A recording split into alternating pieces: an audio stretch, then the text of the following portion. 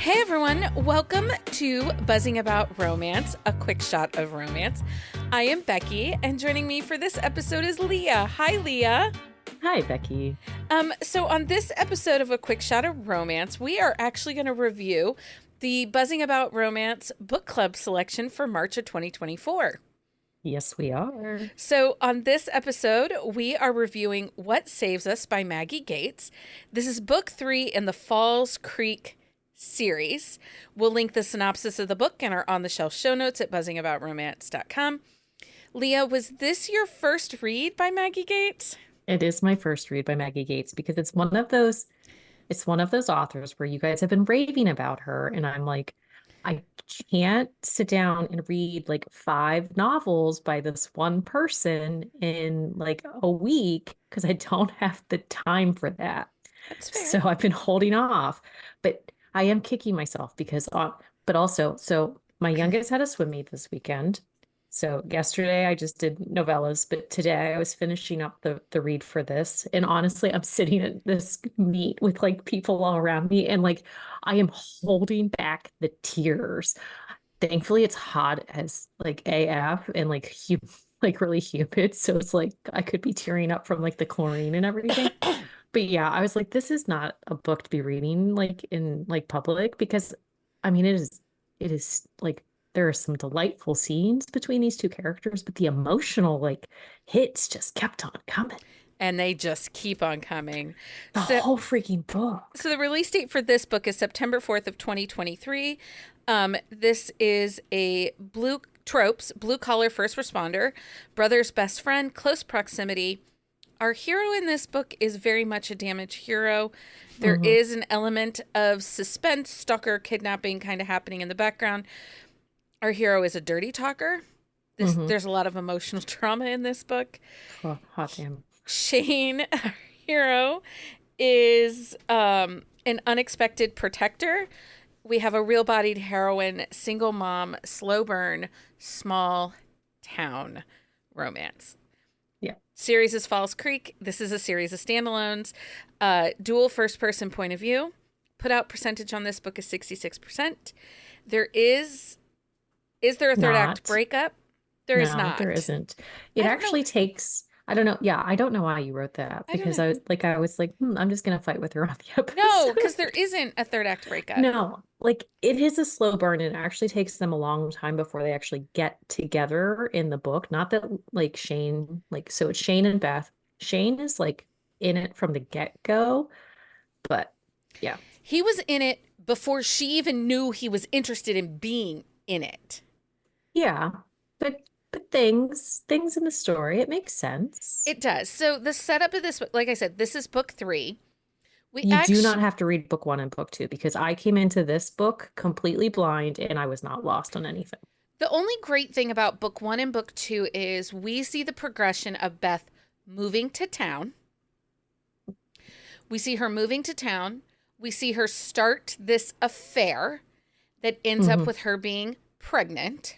Yeah. And Shane is not the baby's father. No. So it's in the prologue, so I'm not spoiling anything. But so she finds out she's pregnant and she goes to her boyfriend's house and meets his wife and his children. Yeah. Yeah. So she is like emotionally traumatized from like the get-go of this pregnancy.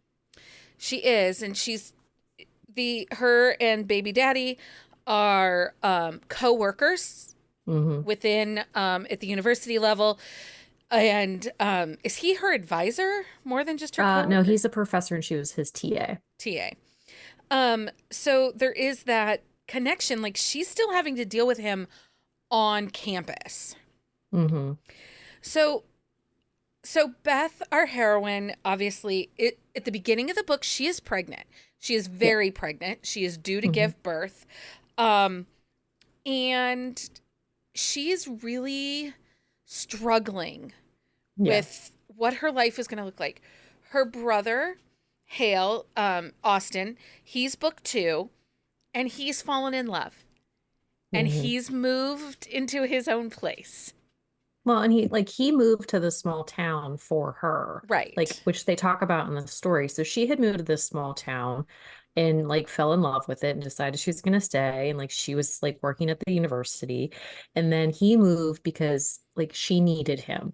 He's a little codependent The brother? with her. Oh, Yes. yeah. But I Which actually really liked but their it sibling doesn't relationship. that's the thing. It doesn't bug me. Like he has his relationship with Caroline and it is very like believable and true. And like he's codependent in the sense that like he wants to be needed by her and like she has a hard time asking for help in any situation. I think he's And just so a caregiver, which plays into his role as a firefighter, right? yeah. Like Hmm. he's just a caregiver. Well, Shane is a EMT that Hmm. works in the same firehouse that Austin, Beth's brother, works at. Yeah. And they meet. And one of the things, Hale has a backstory. And or not Hale, I'm sorry, Shane. Shane has a backstory. Hmm. He has this really deep rooted backstory. And I didn't say it, but please make sure you check content and trigger warnings on this book before you dive in There's because we deal with there's a lot of PTSD. PTSD, post traumatic stress. Uh, so we have that. Then we have the postpartum Postpartum. depression. Yeah. There is talk of suicide and there Yeah. is addiction. So, Hmm. like, Maggie Gates writes this book and she doesn't just say, okay, hey, here's one problem for you. No, I'm gonna run the whole gamut. We're going to give you the rainbow of trauma.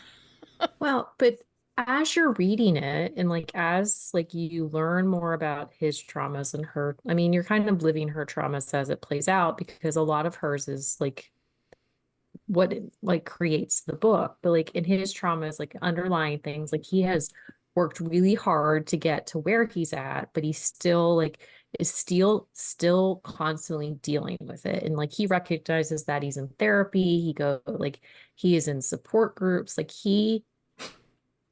he knows that he is continuing that journey and it's gonna be a journey, which I really appreciate the way that she wrote that character because I've read a couple books where it's like those are where the hero or even the heroine sometimes start. And it's like, well, I'm better now. I don't need this anymore. Shane is really real, so Hmm. he is a combat veteran Yeah. and the pain of combat and losing his friends, he's just really hit a low in his life. And at that point in his life, he is alcoholic, um, taking pills, and he decides he's going to do one good deed before he takes his life. Hmm. And the good deed plays into Shane's book, which, um, You mean Austin's or book? Austin's book. Good God, I'm going to mess up names tonight. I'm so sorry. Um, Plays into Austin and Caroline's book, Yeah. which is what heals us. Hmm. And what it is, 'cause do they talk about that in this book? They do talk about this in this book, right? Yeah, they talk about it. Like they talk about like why he did it. Like I'm not gonna say what it is, but they talk about why he did it, like how he tried to keep it secret, because typically that is secretive anyway, unless it is like Right. It's not usually disclosed. mm, It has to, there's time periods and waitings and stuff like that. yeah. So it's like one of those things, but like he really does try and keep it a secret because he doesn't want people knowing. And like because when they find out other things, and it's like kind of the snowball effect for him. And like it kind of He just it's didn't want to be anyone's hero for doing that. because he doesn't feel like one He because doesn't. of his past, like what happened when he was in the teams and what like caused him to like be removed from the teams because he was discharged. Like he didn't leave. Like they kicked him out basically Right. for reasons. Um, and so it's one of those things where like he is atoning for a lot of the guilt that he has that he shouldn't have, but it's like the survivor's guilt and it plays into like the PTSD and the therapy and everything. So it's like, but you read his story and you want to cry like every time like this like the topic comes up. But then also he's the swooniest, sweetest, like most like loving like guy Yeah. at the same time. So his and Beth connection, he's been friends with Beth. He likes Beth. Beth is keeping everybody at arm's distance because she's trying to cope with the fact that she's pregnant, single mom, and baby daddy is a POS. Yeah. But she goes into labor in the middle of a storm Hmm. But and doesn't realize she's in labor because, if you've ever had kids, like first kid, sometimes you don't realize you're in labor right. and it's too late. And And Shane so, comes with the EMT crew yeah, and and delivers baby. delivers baby right in her living room. Yeah. Which, so here's a situation. It's already traumatic because it's a storm. Yeah. She has the baby unprepared mentally and emotionally. It's like she was set up. Well, and like when she is talking about like the scene before like they go to her house like because she's in labor, she's talking about how she's having an elective C-section and how like they have a plan and all these things and nothing goes to plan. Nothing goes to plan for her. And so comes home with baby, and her mom comes for a couple days, but her mom was not helpful. Her mom wanted to be helpful, but her mom But was not helpful. no, and like there was like a constant stream of people coming in and they were not helpful and it really kind of rammed home more of the negativity for Beth. And I think and it's so true though. It is like I hate to say it, but it's a lot of times it's what happens. Like people have kids and it's all of a sudden it's about the kids. Like Well, how is the baby? How is like she eating? How is she sleeping? And it's like you're a person, like you just gave birth and but nobody gave her the attention. Like they didn't give her it wasn't even attention. attention. No one was picking up on clues and signs that other things were happening. And in this book, and I don't want to get into all of this because there's some other things I want to talk about this series, but in this book, poor Beth runs into the super shitty pediatrician and nurse. Oh my God, I wanted to like scream I've had those because nurses. I've had oh my those gosh, nurses. I know people have had those experiences. We have been very fortunate that we have not had those experiences. Like we've had doctors that we haven't like meshed well with, but they were never like that. But honestly, I wanted to like throw my Kindle because like that is like the worst like scenario. Like she's already having all of these like hangups and failure thoughts. And it's like these idiots who are supposed to be helping her and supporting her are like just driving that knife in deeper and deeper. It's awful. I have stories of nurses not thinking about what they're saying. Anyway, we'll go into that another time. So she had the bad experience with the nurses and the doctors. Yeah. She was an underproducer trying to nurse, and everybody was telling her how she needs to just work harder and she has Yeah. anxiety with the pump and she just isn't getting enough, and the guilt that she might have to give her baby formula. Holy crap, fed is best. It doesn't matter. Yeah. And nobody's sticking up for her.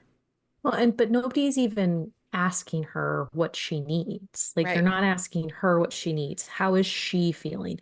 And there's a couple really like poignant moments through the book. Like When there's a she character that calls when she calls Shane uh-huh. in the middle of the night and Yeah. is crying in the kitchen, And she just needs help. and the baby is crying in their room, and Yeah. she doesn't know what to do. She Hmm. just doesn't. Well, and every first time parent has those feelings, like Yeah. where you have that moment. Like it is such a true reaction. But if you have the type of postpartum experience that she is having, it is magnified by Yeah. 10,000. So then on top of all of that stuff, she then meets the mom group that is the Oh, bitchy they were the judgy mom group. worst. Oh my God, they were the They worst. were the worst.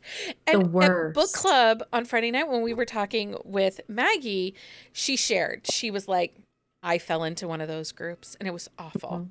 Well, if you read the author note in the back, like the acknowledgments, like there's a note to the pediatric nurse who is, it's basically like, I hope you get all the speeding tickets. It was like, I hope like you Here, let me find it and I'll read it.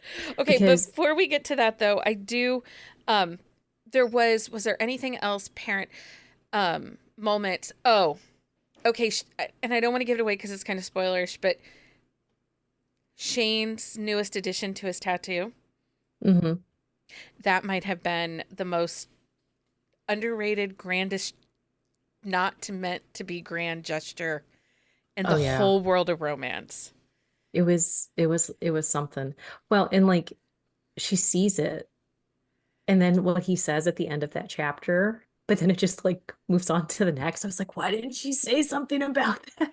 It was so swoony, but there are some big swoon moments between just Shane and the baby.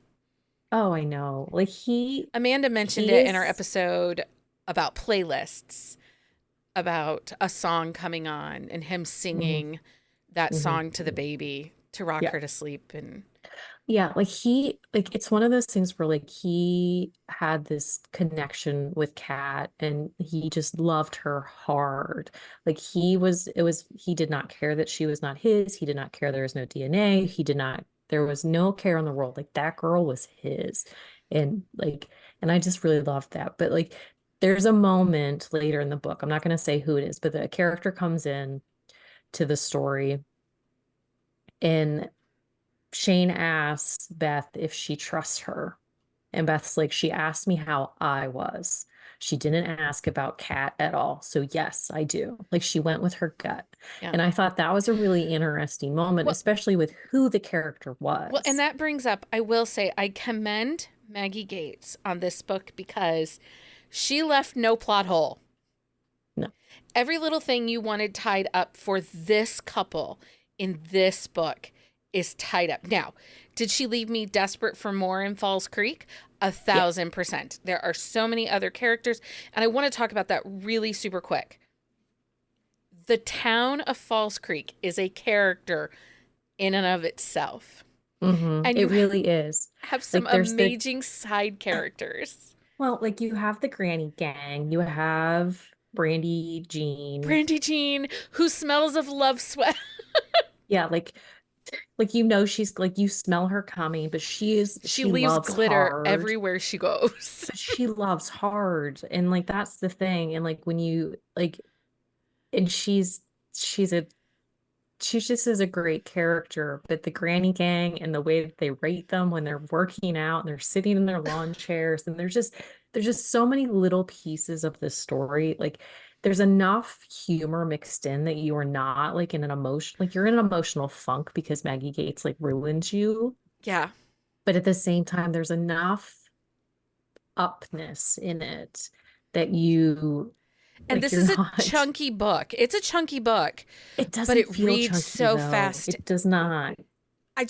I loved this series and this book in particular. Now, book 2 is my favorite, and Jenny says this book is her favorite, and I'm sure Amanda will have I a mean, different it's my one. favorite net right now because I haven't read the other ones. They're But just so so good. Oh, let read me us read the this. author's note. Yeah. Okay, it says to our pediatric nurse, you're an unfrosted Pop Tart. I hope your pillow is always warm, that you hit every red light when you're late and never find a good parking space again. I mean, I feel that. And I will tell you, Maggie Gates at book club was a delight. Was Yeah. a delight and so engaging. And she really has a lot of stories to tell. And I'm excited to continue to read what she has coming out. I actually am in process of reading Dust Storm, which is her latest release. So And if you want Cole's book, he is 100 lifetimes, 1,001 lifetimes. 1001 lifetimes. Yep. Yeah. I, Anyway, I couldn't remember the title. Like I knew uh, it was there. Leah, thank you so much for reading What Saves Us. Of course. And I will be diving into the rest of the backlist. You're welcome. Until next time, everyone, happy reading. Find us on Instagram at Buzzing About Romance or on Twitter at Buzzing Romance. If you like the podcast, please leave a review. If you'd like to support us directly, join the Bookcase and Coffee Patreon and receive exclusive content only available to Patreon members. Check out bookcaseandcoffee.com for our on-the-shelf show notes.